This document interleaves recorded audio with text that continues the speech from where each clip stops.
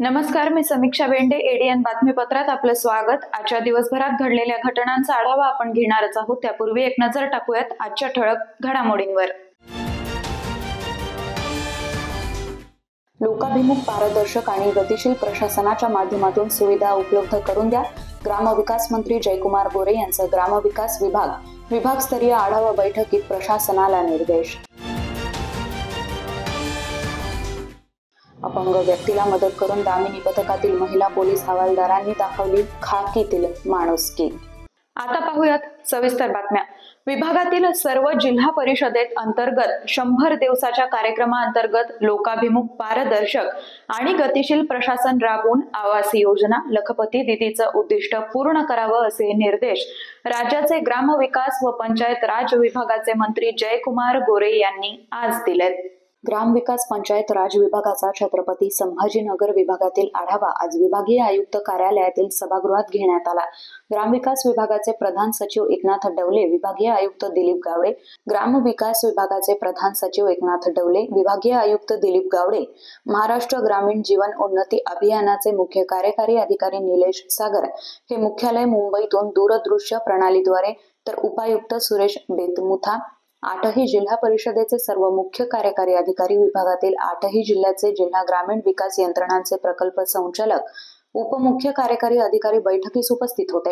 छत्रपती संभाजीनगरचे मुख्य कार्यकारी अधिकारी विकास मीना, जालना मुख्य कार्यकारी अधिकारी वर्षा मीना, लातूर जिल्हा मुख्य कार्यकारी अधिकारी अनमोल सागर, हिंगोलीच्या मुख्य कार्यकारी अधिकारी नेहा भोसले, नांदेड जिल्हा परिषदेचे मुख्य कार्यकारी अधिकारी मीनल करणवाल, परभणी जिल्हा परिषदेचे मुख्य कार्यकारी अधिकारी श्रीमती नतिशा माथुर, बीड जिल्हा परिषद मुख्य कार्यकारी अधिकारी आदित्य जेवणे उपस्थित होते.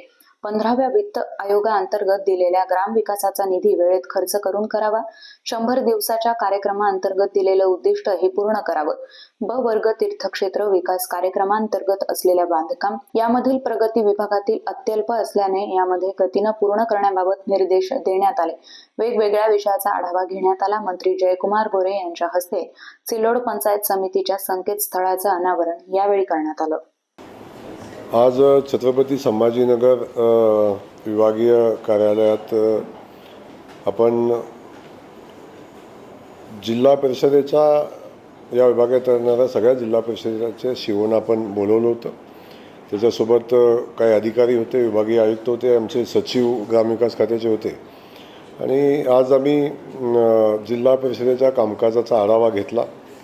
त्यामध्ये आमची प्रायोरिटी हेच होती की ज्या योजना केंद्र सरकारच्या आहेत, ज्या योजना राज्य सरकारच्या आहेत, त्याची अंमलबजावणी, त्याच्यामधल्या अडचणी आणि त्या अडचणीवर कसा मार्ग काढता येईल या संदर्भातही आमची चर्चा झाली. यामध्ये जिल्हा परिषद स्तरावर ज्या ज्या योजना आहेत त्याची सद्यस्थिती आम्ही जाणून घेतली. आणि ती जाणून घेत असताना त्याचा रिपोर्ट कार्ड म्हणजे रिपोर्ट काय आहे हेही आम्ही समजून घेतलं. आणि त्यामध्ये ज्या ठिकाणी काही जिल्हा परिषदांनी खूप उत्तम काम केलेलं आहे, काही ठिकाणी काही अडचणी आहेत, त्या अडचणी सोडवण्यासंदर्भात विषय घेतला. खास करून आजच्या बैठकीमध्ये प्रधानमंत्री महोदयांचा जो सगळ्यात महत्त्वाची योजना आहे आणि ती योजना आहे की माझ्या देशातल्या प्रत्येक गरजू लोकांना प्रधानमंत्री आवास योजनेतून आवास मिळालं पाहिजे, घरकुल मिळालं पाहिजे, ही जी योजना आहे त्या योजनेच्या संदर्भात आम्ही पाठीमागच्या 2017 पासून 22पर्यंतचा आढावा आम्ही घेतला. साधारण 2.25 लाखाच्या आसपास घरकुलं मंजूर झाली होती की पाठीमागच्या जवळजवळ 6 वर्षामध्ये. आणि त्याचा पूर्णत्वाच्या दृष्टिकोनातनं झालेलं काम आम्ही बघितलं. जवळजवळ 90% घरकुलांची कामं पूर्ण झालेली आहेत. त्यातल्या जवळजवळ 24,000 घरकुलांची कामं अजून बाकी आहेत. त्यातल्या अडचणी आहेत, त्या अडचणी समजावून घेतल्या. आणि सगळ्या सीओना आम्ही टार्गेट दिलेलं आहे की ही घरकुलं किती दिवसात पूर्ण झाली पाहिजेत. आणि त्या संदर्भात त्यांनी पॉझिटिव्हली ते घेतलं आहे.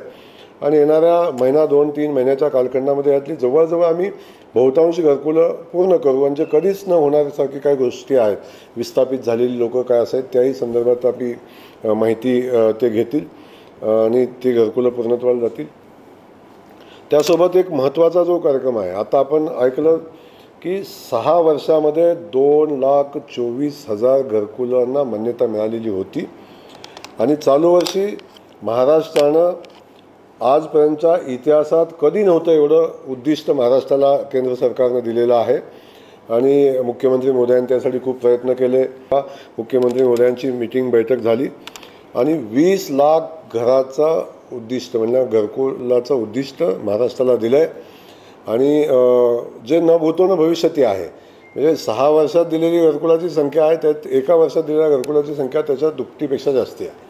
व या घरकुलांच्या मान्यतेचा विषय आज आमच्या याच्यावर होता. त्या घरकुलांना आम्ही येणाऱ्या 10 ते 12 दिवसामध्ये त्यातल्या जवळजवळ 100% घरकुलांना मंजुरी देण्याचा कार्यक्रम आम्ही हातामध्ये घेतला आहे. महाराष्ट्रातील पहिला पुतळा असलेल्या पेरियार रामासामी यांच्या वाळूज महाराष्ट्र महाविद्यालय परिसरातील नियोजित पुतळ्याला प्रशासनाकडून परवानगी देण्यात आली नाही. त्यामुळे भविष्यात गरज पडली तर पुतळा उभारण्यासाठी न्यायालयाचं दार ठोठावणार असल्याचा इशारा प्राचार्य सुनील वाकेकर यांनी दिलाय.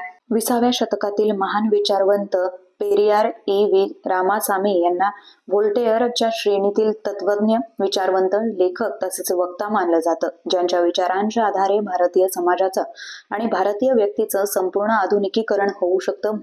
म्हणूनच त्यांच्या विचारांना नव्या पिढीत रुजवण्यासाठी आणि त्यांचं स्मारक सदैव प्रेरणादायी राहावं यासाठी पेरियार लैलई सिंग यांच्या जयंतीनिमित्त पेरियार रामासामी यांच्या महाराष्ट्रातील पहिला पुतळा वाळूज येथील मानव विकास व पुनर्निर्माण संशोधन संस्थांच्या आवारात बसवण्यात येणार होता. संस्थेचे अध्यक्ष प्राचार्य सुनील वाकेकर यांच्या अथक प्रयत्नातून पेरियार रामास्वामी यांच्या पुतळ्याची स्थापना महाराष्ट्र महाविद्यालय परिसरामध्ये करण्यात येणार होती.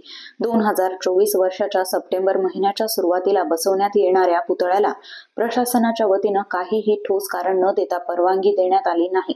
5 महिन्यापेक्षा अधिक काळ लोटला तरी महाराष्ट्रातील पहिला पुतळा असलेल्या पेरियार रामासामी यांच्या पुतळ्याला परवानगी देण्यात आली नाही. त्यामुळे भविष्यात गरज पडली तर पुतळा उभारण्यासाठी न्यायालयाचं दार ठोठावणार असल्याची माहिती प्राचार्य सुनील वाकेकर यांनी एडीएन सोबत बोलताना दिली आहे.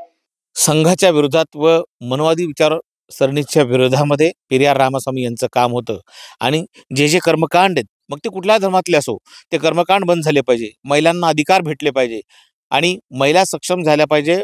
महिला पुरुषांच्या बरोबरीने नव्हे तर पुरुषांच्याही पुढे असायला पाहिजे असा तर्कवाद व विचार पेरियार देत होते.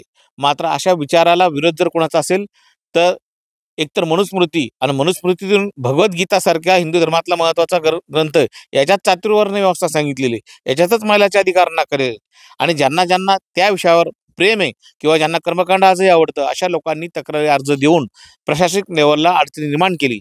प्रशासनिक लेवलचे लोक याला मान्यता देत नाही असं स्पष्ट एकदाही बोलत नाही. मात्र थांबा, आता आचारसंहिता आहे, थांबा आता दिवाळी आहे, थांबा आता आम्ही 8 दिवसांना देतो, मीटिंग आहे, असं करून टाळाटाळ देण्याचं काम चालू आहे. कारण की विरोध करण्यासाठी त्यांच्याकडे काही ऑफिशियल नाही. कारण स्वतःच्या जागेत व कुठलाही अडथळा नसताना ह्या पुतळ्याला कोणीही रोखू शकत नाही हे त्यांच्याही लक्षात येत आहे. पेरियार रामास्वामी यांचा हा महाराष्ट्रातील पहिला पुतळा आहे.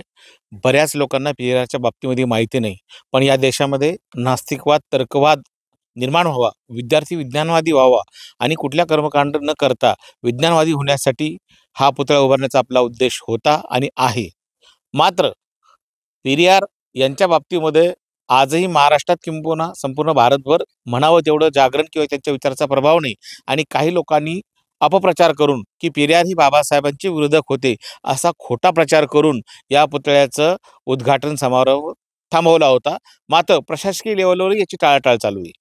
मुख्य मागणी एकच आहे की जर प्रशासनानं मला लवकरात लवकर, मी अजून 1 महिनाभराची वाट बघणार आहे, जर त्यांनी मला परवानगी दिली नाही तर मी हायकोर्टात जाईल. पण पेरियार रामास्वामी यांचा पुतळा कुठल्याही अवस्थेत बसणार म्हणजे बसणार. कारण की आजच्या ह्या युगामध्ये, ज्या युगामध्ये आपण बघितलं असेल की फक्त आंघोळीची डुबकी मारण्यासाठी हजारो लोकांचा चेंगराचेंगरीमध्ये मृत्यू होतो आणि म्हणूनच अशा कर्मकांडापासून दूर जाण्यासाठी नास्तिकवाद, तर्कवाद रॅशनलिझम ह्या देशात आणि राष्ट्रात अतिशय गरजेचा आहे आणि तो विद्यार्थ्यांनी घडावा, विद्यार्थी यापासून बोध घ्यावा, हाच उद्देश माझा इथे पुतळा उभारण्याचा आहे. दिव्यांग व्यक्तीची संपूर्ण कर्जमाफी झाली पाहिजे, स्वतंत्र घरकुल योजना राबवली पाहिजे, त्यांना राजकीय आरक्षण मिळालं पाहिजे या मुख्य मागण्यांसाठी छत्रपती संभाजीनगर जिल्हाधिकारी कार्यालयावर प्रहार दिव्यांग संघटनेच्या वतीनं संवेदनशील सरकारचं पिंडदान आंदोलन करण्यात आलंय. 27 जानेवारी रोजी कन्नड तालुक्यातील त्रिंबक धोत्रे या दिव्यांगानं सुसाईड नोट लिहून व ध्वनिफीत जाहीर करत दिव्यांगांच्या योजनांची अंमलबजावणी होत नसल्याबाबत पैठणच्या जायकवाडी धरणात उडी घेऊन आत्महत्या केली होती. दिव्यांगांच्या विविध योजना व समस्यांबाबत बच्चू कडू यांच्या नेतृत्वाखाली प्रहार संघटनेनं राज्यभर अनेक आंदोलनं केली, परंतु महाराष्ट्र शासनानं दखल न घेतल्यामुळे दिव्यांग त्रिंबक धोत्रे यांना आत्महत्यासारखं पाऊल उचलावं लागलं. आज त्रिंबक धोत्रे यांचं 13वं असल्यानं या निमित्तानं त्यांची संपूर्ण कर्जमाफी करण्यात यावी, घरकुल योजनेचा लाभ मिळावा, अंत्योदय योजनेचा लाभ मिळावा यासह राज्यस्तरीय मागण्यांबाबत गांधी पुतळा, शहागंज ते छत्रपती संभाजीनगर जिल्हाधिकारी कार्यालयावर असंवेदनशील सरकारचं पिंडदान आंदोलन करण्यात आलं. छत्रपती संभाजीनगर शहरामध्ये शनिवारी प्रहार दिव्यांग संघटनेच्या वतीनं पिंडदान आंदोलन करण्यात आलं. दिव्यांग व्यक्तीची संपूर्ण कर्जमाफी झाली पाहिजे, स्वतंत्र घरकुल योजना राबवली पाहिजे, त्यांना राजकीय आरक्षण मिळालं पाहिजे या मुख्य मागण्यांसाठी छत्रपती संभाजीनगर जिल्हाधिकारी कार्यालयावर प्रहार दिव्यांग संघटनेच्या वतीनं संवेदनशील सरकारचं पिंडदान आंदोलन करण्यात आलं. जिल्हाधिकारी कार्यालयावर प्रहार दिव्यांग संघटनेच्या वतीनं पिंडदान आंदोलन करण्यात आलं. सदर आंदोलनानिमित्त संघटना प्रमुख बच्चू कडू शहरात आले असता त्यांनी माध्यमांशी बोलताना त्यांची भूमिका स्पष्ट केली आहे. पिंडदान आंदोलन होतं. पिंडदान हे आत्मा मुक्ती करण्यासाठी ठेवण्यासाठी केलं जातं. दिव्यांगाची कर्जमुक्ती झाली पाहिजे, दिव्यांग बोज मुक्त झाला पाहिजे आणि एकाकडे सरकारनं बटेंगे तो कटेंगे या नाऱ्यावर मतं घेतले. तर मला केंद्र आणि राज्यामध्ये दोनही सरकार बटेंगे तो कटेंगेच्या नाऱ्याची आहे. मग आता आमचा हिंदू दिव्यांग कटला, याचं काय? एक है तो सैफ है, का सैफ है? आप धर्म की बात ही कर रहे हो तो या धर्म वाला मर गया ना, इसके लिए क्या है? आणि त्याच्यासाठी हा इशारा म्हणून आंदोलन आहे. जर व्यवस्थित यावर जर निर्णय झाला नाही तर पुढचे 2 आंदोलनानंतर आम्ही मंत्रालय घेराव आंदोलन करू. सर, शिंदे साहेब जेव्हा मुख्यमंत्री होते इथे शब्द पाळला होता, त्यांनी तुम्हाला आश्वासन दिलं. आता मानधन तेवढंच ठेवलं ना. बाकी राज्यामध्ये 4-5 हजार रुपये मानधन आहे, या राज्यामध्ये 1500च आहे. कसं जगू शकल? फडणवीस सरकारकडून काय अपेक्षा आहे आपल्याला? हेच मानधन वाढवलं पाहिजे. अजूनही काही बातम्यांचा आढावा आपल्याला घ्यायचा आहे, मात्र वेळ झाली आहे छोट्याशा ब्रेकची. कुठेही जाऊ नका, पाहत रहा ADN.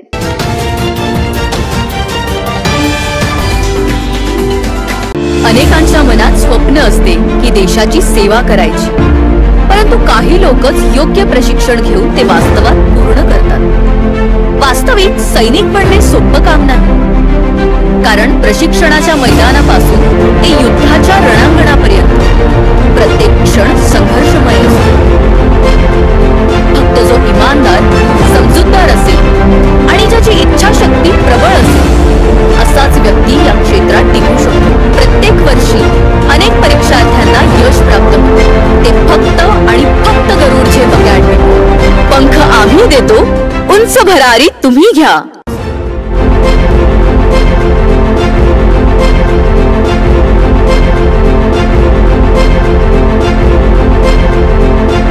बॉस बिगेस्ट ओला सीजन सेल. खरीदिए ओला एस पूरी रेंज पर. मूव OS फीचर्स, 8 साल की battery warranty, hyper charging credit और चुनिंदा कार्ड पर 25,000 तक की छूट पाएं. टॉप सर्विस के साथ 1 दिन की सर्विस गारंटी या एक अतिरिक्त S1 पाएं. जल्दी करें, सीमित अवधि का ऑफर.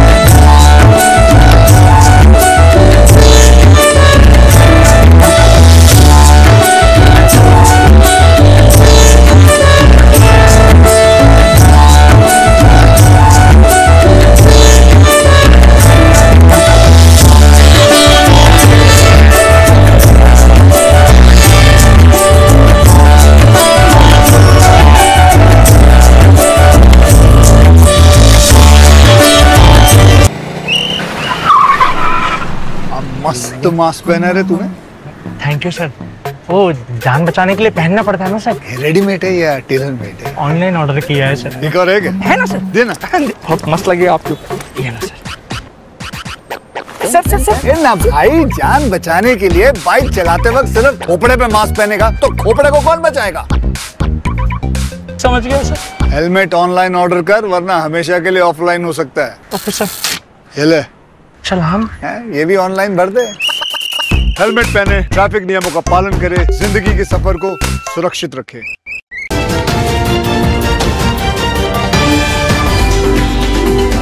ब्रेक नंतर आपलं स्वागत। छत्रपती संभाजीनगर शहर पोलीस दलातील माणुसकीचा अनुभव आतापर्यंत अनेकांना आला आहे। दामिनी पथकातील कार्यरत असलेल्या एका महिला पोलीस कर्मचारी निर्मला निंभोरे यांनी अपंग व्यक्तीला मदत करून माणुसकी दाखवली। हा प्रकार गुरुवारी सकाळी जळगाव रोडवर घडलाय। गुरुवारी सकाळी जळगाव रोडवर जाधववाडी जवळ असलेल्या सिग्नलवर एक वयोवृद्ध भिक्षुक आपल्या बॅटरीवर चालणाऱ्या ट्रायसिकलनं प्रवास करत होता, परंतु सिग्नलच्या जवळ आल्यानंतर त्याची सायकल पुढे पिकअप घेत नव्हती। सदर इसमाला उभं राहता येत नसल्यानं त्याच्यावर एका प्रकारे संकट ओढावलं होतं। ग्रीन सिग्नल लागून सिग्नलवर तुंबलेला वाहनांचा ताफा आपल्या दिशेनं सुसाट निघणार होता। सदर इसमाला उभं राहता येत नसल्यानं तो काहीसा अस्वस्थ झाला होता।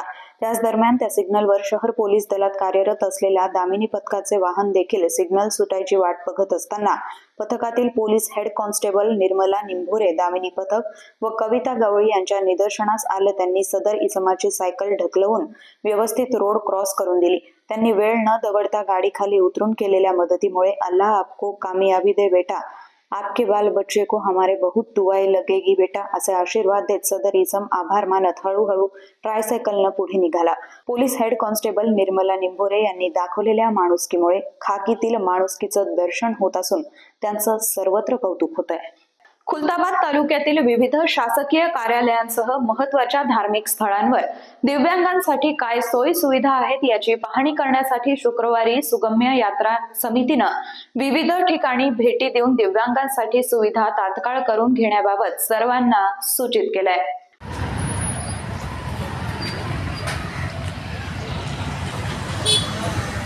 सर, आज तुम्ही बँकेला भेट दिले, काय विषय होता?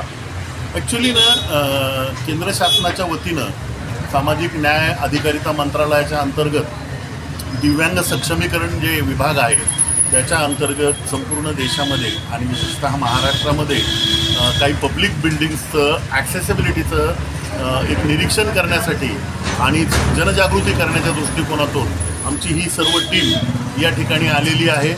समाज कल्याण विभागाच्या वतीनं सगळी टीम या ठिकाणी आली। आधी आम्ही आत्ता कृष्णेश्वर मंदिराचं केलं आणि आत्ता या ठिकाणी SBI, तुम्हाला माहिती आहे की स्टेट बँक ऑफ इंडिया एक लीडिंग बँक आहे, जिथे रोज मोठा राबता असतो। त्याच्यामध्ये समाजाच्या मुख्य प्रवाहामधला 5% जो समाज आहे तो दिव्यांग आहे। 5 म्हणजे खरं तर WHOच्या गाईडलाईन्सनं 10% आहे, पण आम्ही किमान 5% जरी पकडला तर एक मोठा फुटफॉल हा बँकांमध्ये असतो। परंतु बँकांमधली गर्दी पाहता, बँकांच्या बिल्डिंग्स पाहता, बँकांमधली आतमधली ॲक्सेसिबिलिटी पाहता, ज्याला आपण म्हणतो प्रशासकीय कामकाजातली ती ॲक्सेसिबिलिटी म्हणजे बिल्डिंगमधली स्ट्रक्चरल ॲक्सेसिबिलिटी आणि दैनंदिन व्यवहारामधली ॲक्सेसिबिलिटी, या सगळ्या ॲक्सेसिबिलिटीचं एक निरीक्षण करण्याच्या दृष्टिकोनातून आम्ही या ठिकाणी सगळी टीम या ठिकाणी आलेलो आहोत। आणि आत्ताच बघा तुम्ही हे बघितलं, हा रॅम्प आहे, या रॅम्पला प्रॉपर स्लोप नाही आहे, या रॅम्पला मध्ये जाण्यासाठी प्रॉपर रुंदी पण नाही आहे त्याची, म्हणजे जे व्हीलचेअर जाण्यासाठी किमान एक 4.5 फुटाचा डोअर आपल्याला अपेक्षित असतो, तो 4.5 फुटाचा डोअर नाही आहे। म्हणजे वन वे पण आपल्याला जाता येत नाही, तर 2 वेचा प्रश्नच येत नाही। इवन दो या ठिकाणी असणारे सगळ्या प्रकारचे सायनेजेस असतील, म्हणजे अंध व्यक्तींसाठी वेगळे सायनेजेस असतात, बिपर्स असतात, त्या गोष्टींची व्यवस्था, त्याचबरोबर डॉक्युमेंटेशनमध्ये आणि कम्प्युटरायझेशनमध्ये जी ॲक्सेसिबिलिटी पाहिजे ती ॲक्सेसिबिलिटी तर फार पुढचा भाग आहे। त्याचबरोबर जे आमचे अस्थिव्यंग बांधव आहेत, जे आमचे डॉर्फिझमवाले बांधव आहेत, जे आमचे कर्णबधीर बांधव आहेत, याच्यासाठी एक सॅनिटेशनपासून, म्हणजे आता आपल्याला माहिती आहे की टॉयलेट्सचे डोअरच जर अरुंद असेल तर ती व्हीलचेअर कशी मध्ये जाणार आहे। पण कमोड असला तर असला, तो कमोड किती छोटा आहे, त्याचं हलण्यासाठी पण अडचण आहे, तर मग रॅलिंग त्याला लावलेले पाईप्स नाहीत, रॅलिंग नाही आहे। तर ह्या सगळ्या गोष्टींची निरीक्षणं आम्ही त्या संबंधित मॅनेजर मॅडमला लक्षात आणून दिली आणि त्यांनी आम्हाला खूप चांगलं सांगितलं की त्यांचं आता रिन्युएशन होणार आहे, ते रिन्युएशन करताना आम्ही हे सगळे पॅरामीटर्स वापरून आणि सुगम्य भारतचे जे पॅरामीटर्स आहेत ते या ठिकाणी इम्प्लिमेंट करून पुढच्या वेळेस आम्ही तुम्हाला ही इमारत ॲक्सेसिबल कशी असेल याबाबतचा आम्ही नक्कीच प्रयत्न करू असं आमच्या सगळ्या टीमला त्यांनी आश्वासन दिले. बरं सर, तुम्ही 12 ज्योतिर्लिंग गैश्वेश्वर मंदिरात गेले होते, तुम्हाला कसं काय वाटतं? व्हेरी पुअर ॲक्सेसिबिलिटी नाहीच तिथे, नाहीत म्हणलं चालेल, कसल्याही प्रकारची. घृष्णेश्वर मंदिरामध्ये रोज लाखो भाविक येतात आणि या लाखो भाविकामध्ये किमान शेकडाभर तरी 100 तरी दिव्यांग भाविक असतात. परंतु घृष्णेश्वर मंदिरात देखील कसल्या प्रकारची सुविधा मंदिर ट्रस्टने दिली नाही. म्हणजे तिथे स्वतंत्र शौचालय नाही, तिथे स्वतंत्र पार्किंग नाही, मंदिरात आतमध्ये गाभाऱ्यामध्ये प्रवेश करण्यासाठी कसल्याही प्रकारचे अडथळाविरहित रॅम्प सुविधा नाही. या सगळ्या गोष्टी तिथे कसल्या प्रकारच्या आढळून आलेल्या नाहीत. एवढंच काय तर व्हीलचेअरसुद्धा नाही आहे, व्हीलचेअर नाही, तिथे हेल्पर्स नाहीत, कसल्या प्रकारचे सूचना फलक नाहीत. म्हणजे राज्यभरातून नव्हे तर देशभरातून भाविक भक्त या घृष्णेश्वर मंदिरात येतात, परंतु तिथे दिव्यांग व्यक्तींना कसल्याही प्रकारच्या सुविधा दिसत नाहीत किंवा केलेल्याही आढळून येत नाहीत, असं आम्हाला त्या समितीचा आढळून आलेला आहे. आणि निश्चितच ह्या देवस्थाननं या सुविधा या सर्व प्रकारच्या दिव्यांगांना उपलब्ध केल्या पाहिजेत, अशा प्रकारच्या आम्ही सूचना आत्ताच त्यांना करण्यात आलेल्या आहेत. 12वे ज्योतिर्लिंग श्री घृष्णेश्वर मंदिर देवस्थान ट्रस्ट विश्वस्त मंडळ नूतन कार्यकारिणीची निवड जाहीर करण्यात आली असून अध्यक्षपदी योगेश टोपरे यांची निवड करण्यात आली आहे. शुक्रवारी संध्याकाळी 6 वाजायच्या सुमारास सर्व विश्वस्त मंडळाची महत्त्वपूर्ण बैठक संस्थाच्या कार्यालयात आयोजित करण्यात आली होती. या बैठकीकडे सर्वांचं लक्ष लागलं होतं. जगाचं नकाशावर वेरूळ गावचं नाव जगभर लौकिक असलेलं वेरूळ येथील 12वं ज्योतिर्लिंग श्री घृष्णेश्वर देवस्थानच्या नवीन विश्वस्त मंडळाची निवड जाहीर करण्यात आली असून अध्यक्षपदी योगेश टोपरे यांची निवड करण्यात आली आहे. तर कार्यकारी विश्वस्त संजय वैद्य, राजेंद्र कोशिके, विश्वस्त रवींद्र प्रल्हाद पुराणिक, विश्वस्त कुणाल शंकर दांडके, विश्वस्त मिलिंद बाळू शेवाळे, विश्वस्त रेखा सुरेश ठाकरे, विश्वस्त यांची निवड करण्यात आली आहे. या सर्व नवनिर्वाचित पदाधिकाऱ्यांचा सत्कार वेरूळ येथील सामाजिक कार्यकर्ते अनिल आव्हाड, रवींद्र अहिरे, एकलव्य संघटनाचे युवा जिल्हा कार्याध्यक्ष हितेश ठाकरे यांनी केलं. तसंच मावळते अध्यक्ष सुनील जोशी, योगेश विटखेडे, चंद्रशेखर शेवाळे यांच्या यावेळी सत्कार करण्यात आला. श्री घृष्णेश्वर देवस्थानांचे नव्या विश्वस्त मंडळाची निवड झाल्याबद्दल वेरूळ येथील सर्वच ग्रामस्थांनी समाधान व्यक्त करत सर्व ताकदीनिशी देवस्थानचे मार्गदर्शक व नवीन विश्वस्तांच्या पाठीशी राहून त्यांना सहकार्य करण्याचा निर्धार वेरूळ गावातील ग्रामस्थांनी व्यक्त केला आहे. एडीएनसाठी तालुका प्रतिनिधी हुसेन पटेल, खुलताबाद. आंतरराष्ट्रीय बाजारात डॉलरच्या तुलनेत आज भारतीय रुपयाची घसरण सुरू आहे. मात्र केंद्र शासनाच्या उपाययोजनांमुळे भविष्यात अवमूल्यन थांबून रुपया मजबूत होईल असा आशावाद आरबीआयच्या केंद्रीय मंडळाचे संचालक सतीश मराठे यांनी व्यक्त केला आहे. डॉक्टर बाबासाहेब आंबेडकर मराठवाडा विद्यापीठात the problem of rupee, its origin and it's solutions या विषयावर शुक्रवारी 1 दिवसीय परिसंवाद आयोजित करण्यात आला.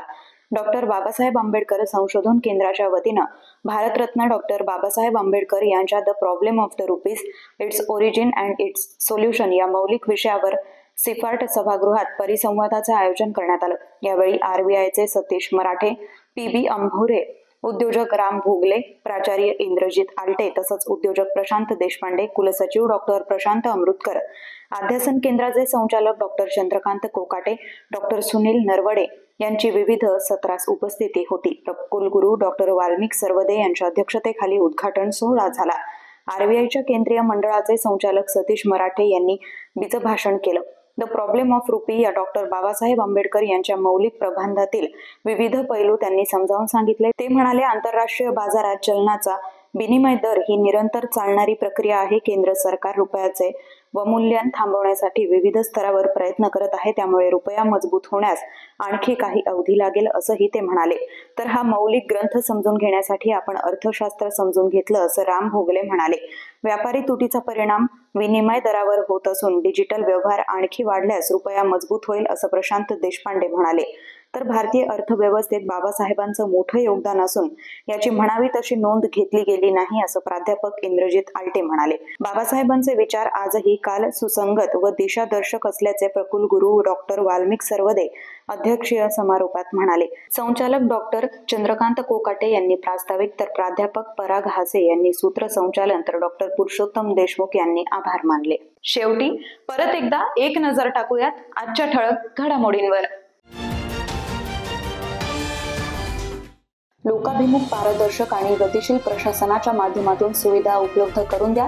ग्रामविकास मंत्री जयकुमार गोरे यांचं ग्रामविकास विभागस्तरीय आढावा बैठकीत प्रशासनाला निर्देश. अपंग व्यक्तीला मदत करून दामिनी पथकातील महिला पोलीस हवालदारांनी दाखवली खाकीतील माणुसकी. याचबरोबर हे बातमीपत्र इथेच संपलं. पुन्हा भेटूयात पुढील बातमीपत्रात. तोपर्यंत पाहत रहा आपल्या हक्काचं बातमीपत्र ADN.